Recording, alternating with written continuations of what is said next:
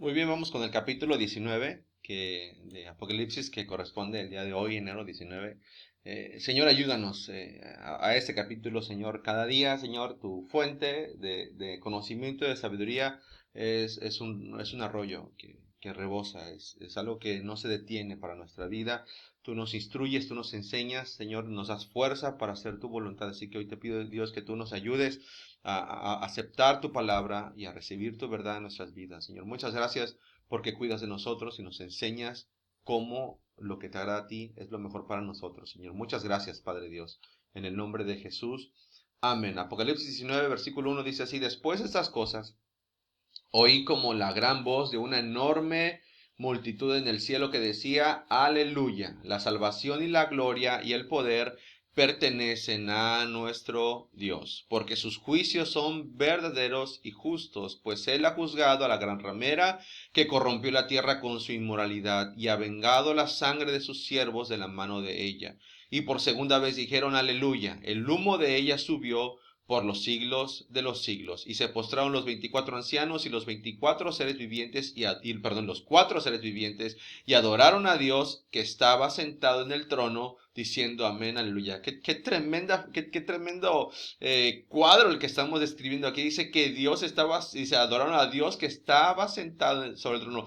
Todo lo que hemos visto que ha ocurrido en la tierra, la primera bestia, la segunda bestia, el surgimiento del dragón y todos los cuatro jinetes, todas las copas del aire, Dios estuvo sentado en su trono. Él estaba ahí gobernando el mundo y esa es la imagen que Dios nos presenta en Apocalipsis. Abre nuestros ojos y dice: Hijo, tú, Dios, tu Padre Dios nunca está inquieto en el cielo, nunca está atemorizado por lo que sucede en la tierra, porque Él sabe que tiene dominio sobre todo eso. Y no solamente tiene dominio, está ejerciéndolo sobre cada circunstancia de nuestra vida, sobre cada circunstancia en esta tierra. Por eso la Biblia dice claramente que los que aman a Dios, todas las cosas. Dios no tiene problema, bueno, algunas cosas, o puede ser que algunas cosas no, dice todas las cosas, con toda certeza, con toda seguridad podemos saber, todas las cosas les ayudan para bien. Entonces dice el versículo 5: Entonces salió del trono una voz que decía: Loen a nuestro Dios todos sus siervos y los que le temen, tanto pequeños como grandes. Oí la voz de una gran multitud como el ruido de muchas aguas y como el sonido de fuertes truenos, diciendo: Aleluya, porque reina el Señor nuestro Dios todopoderoso. Gocémonos y alegrémonos y démosle gloria, porque han llegado las bodas del Cordero y su novia se ha preparado. Si te das cuenta, Dios, todo lo que ha redundado en nuestra vida, todo lo que ha ocurrido en nuestra vida ha sido para este punto, para prepararnos para el encuentro de nuestro Dios. Por eso dice la Biblia claramente en Efesios capítulo 5 que Cristo dio su vida por la iglesia para presentársela a sí mismo como una iglesia gloriosa, una iglesia sin mancha, una iglesia sin arruga y sin cosas semejantes. Es una iglesia completamente pura y santa como Él es, porque no podríamos estar con Dios y de alguna manera unirnos en un solo ser con Él, como uno solo, a menos que seamos igual de santos que Él. Y por eso el sacrificio de Cristo nos posiciona en un lugar donde podemos unirnos sin ningún impedimento a Dios completamente. Dice: y a ella, es decir, a nosotros, se nos ha concedido que nos vistamos de lino fino, resplandeciente y limpio, porque el lino fino habla de los actos justos y santos de los santos. El ángel me dijo: escribe, bienaventurados los que han sido llamados a la cena de las bodas del Cordero. Me dijo además: esas son las palabras verdaderas de Dios. Y yo me postré ante sus pies para adorarle. Pero él me dijo: mira, no lo hagas. Yo soy consiervo tuyo y de tus hermanos que tienen el testimonio de Jesús. Adora a Dios, pues el testimonio de Jesús es el espíritu de la profecía. Y aquí vemos toda esta profecía de Apocalipsis. Es una inspiración en el Espíritu de Jesús.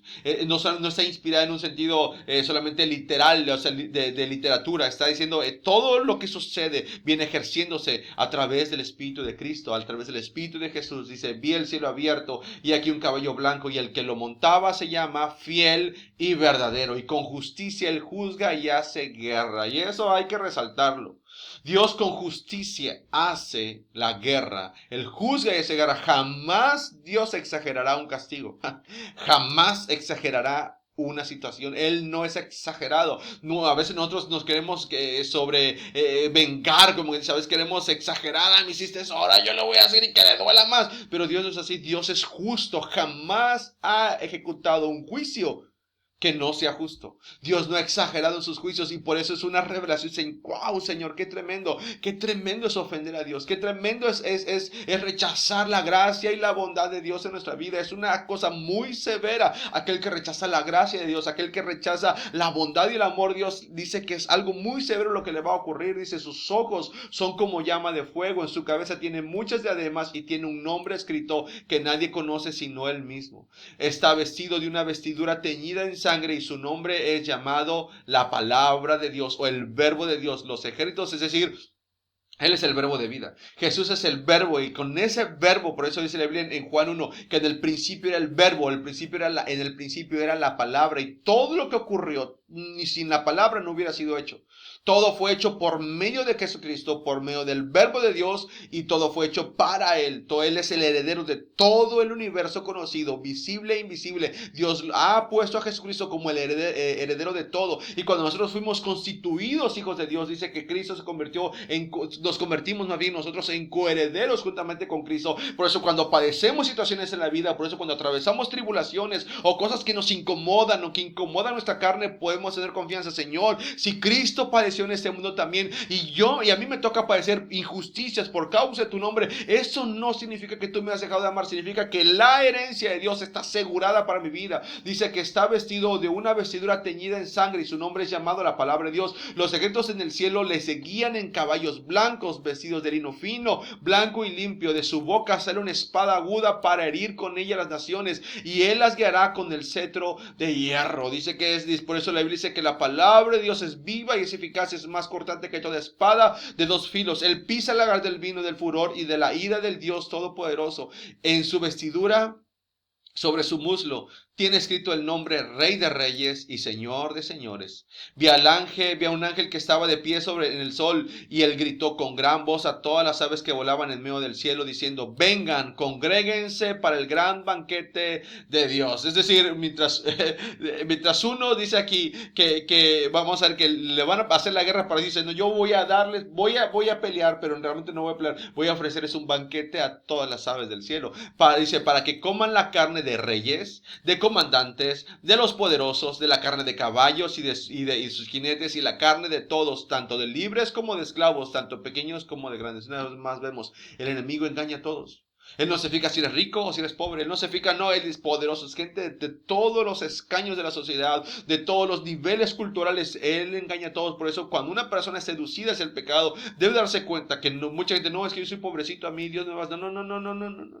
Tenemos que reconocer, Señor, si hay personas que son pobres, están engañadas por Dios. Hay gente poderosa que está engañada engañadas, pobres son engañadas por el enemigo, por las tinieblas. Y hay gente que es poderosa que está engañada también por las tinieblas. Entonces dice, y vi a la bestia y a los reyes de la tierra y a sus ejércitos congregados para hacer la guerra contra el que estaba montado sobre el caballo y contra su ejército. Es el colmo del engaño. Una persona es que hace guerra contra Dios y pretende ganarle.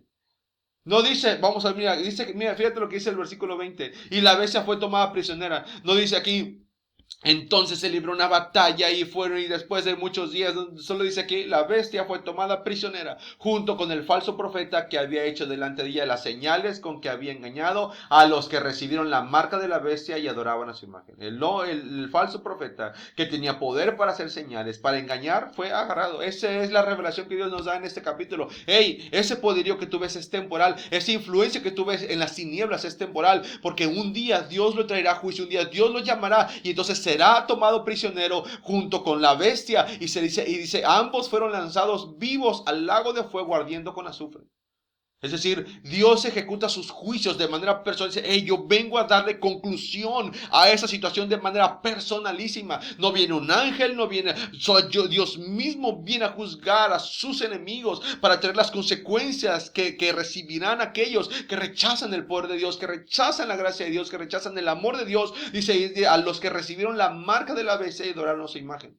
Dice, los demás fueron muertos con espada que salía de la boca del que estaba sentado sobre el caballo, y todas las aves hartaron de la carne de ellos. Es decir, aquí vemos que al principio de este capítulo dicen, se reconoce que de Dios es la salvación. Eso significa bienestar, prosperidad, liberación, preservación, salvación y seguridad. Todo eso le pertenece a nuestro Dios. Cuando tú y yo estamos conscientes, Señor, a ti te pertenece. ¿De dónde viene mi bienestar? ¿De dónde viene mi prosperidad? ¿De dónde viene mi liberación? ¿De dónde viene mi preservación? ¿De dónde viene mi salvación y mi seguridad?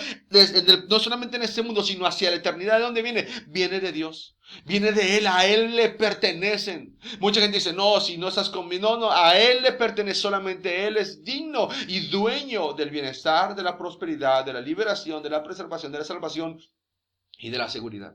Entonces, ninguna cosa que suceda en el mundo puede robarnos esas cosas en nuestra vida, porque si estamos con Dios, tenemos certeza de lo que Él puede hacer. Y también dice que a Él le pertenece la gloria, es decir, el reconocer que Él tiene un valor intrínseco que no puede ser superado. Reconocer, Señor, nada puede superar tu peso, nada puede superar tu valor, que toda opinión acerca de Dios debe ser la mejor de todas.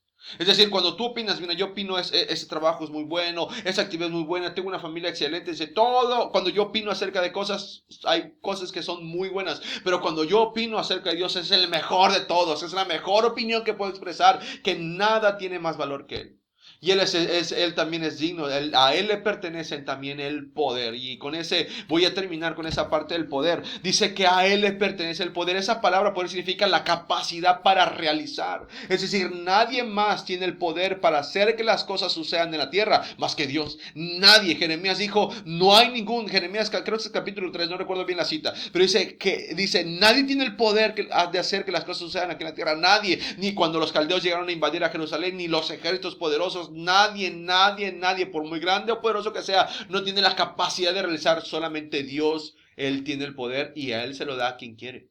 El ser humano muchas veces alardea de cosas que no puede llevar a cabo, pero aquí vemos la descripción de que a Dios le pertenece el poder. Entonces, cuando el poder de Dios fluye en nuestra vida, su poder fluye hacia nosotros, del cielo a nuestra vida, ese poder comienza. Entonces, si tú sientes que no tienes poder para lograr algo, déjame decirte, no lo tienes, no lo vas a conseguir con disciplina. Deja que Dios produzca en ti el poder para vencer el pecado, que el poder de Dios invada tu vida, invada tu pensamiento, invada tus fuerzas, tus músculos, y te dé fuerza para obedecer, te dé fuerza para hacer la voluntad de Dios. Por eso Dios dice, hey, que se haga la voluntad de Dios aquí en la tierra. ¿Quién va a ser cuando oramos? Padre, venga tu reino, hágase tu voluntad. ¿Quién la va a hacer? Un ángel no va a venir a hacerla. Él nos da fortaleza, nos llena de su poder para que la voluntad de Dios surja al mundo material a través de nuestra fuerza, a través de nuestro cuerpo. Dios nos dio un cuerpo para hacer su voluntad. Nos dio un cuerpo para hacer su voluntad, nos dio un espíritu para comunicarnos con Él, nos dio un alma para percibir lo que Él quiere y nos dio un cuerpo para hacer su voluntad. Por eso Jesucristo, antes de subir al cielo, dice, hey, no se vayan de Jerusalén, porque recibirán poder cuando venga sobre ustedes el Espíritu Santo. Y entonces cuando recibas ese poder, el poder del cual Dios es único dueño, dice, recibimos poder para ser. Y cuando dice, me serán testigos, cuando una persona recibe poder para ser alguien, entonces comienza a actuar como lo que es. Por eso la Biblia dice que a los que recibieron, a los que creen en su nombre, se les dio el poder, se les dio la potestad, el derecho de ser hijos de Dios. Por eso una persona que no actúa como hijos, porque no tiene el poder de ser hijo. El poder es algo que Dios nos da para actuar y para hacer su voluntad. Que Dios nos llene de su poder. Que reconozcamos en este capítulo el final del poderío del enemigo, que está limitado. Pero reconozcamos, Señor, tuyo es el poder, tuya es la gloria, tuyo es, dice aquí, la gloria y la salvación le pertenecen. La gloria le pertenece a nuestro Dios, la salvación le pertenece a nuestro Dios, pero también el poder. Que Dios te llene de su poder, que Dios me llene de su poder, que nos llene de poder este año para hacer lo que tenemos que hacer desde su voluntad aquí en la tierra. Que podamos con nuestras fuerzas físicas llenas del poder y la sabiduría de Dios para hacer su voluntad. Muchas gracias. Luego seguiremos hablando de este capítulo en otra ocasión. Con eso termino. Dios les bendiga. Muchísimas gracias.